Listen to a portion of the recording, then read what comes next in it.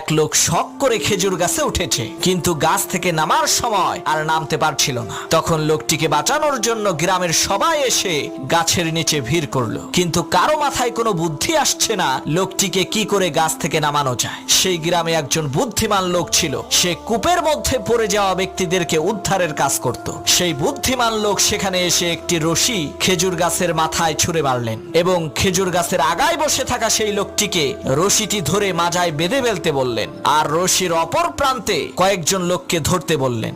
বুদ্ধিমান লোকটির কথা মতো তারা রশিটিকে ধরলেন। হঠাৎ করে সেই বুদ্ধিমান লোক বলল, এখন টান মারো। লোকেরা রশি ধরে টান দিল, সাথে সাথে সেই খেজুর গাছে থাকা লোকটি মাটিতে পড়ে মারা গেল। তখন গ্রামের লোকেরা বলল, আপনি এটা কেমন কাজ করলেন, লোকটা মরে গেল। তখন সেই বুদ্ধিমান লোক বলল, ভাই এটা লোকটার কিসমতের দোষ, আমার কোনো দোষ নাই। এই একই টেকনিক খাটাইয়া অনেক মানুষকে আমি কুয়া থেকে বের করেছি।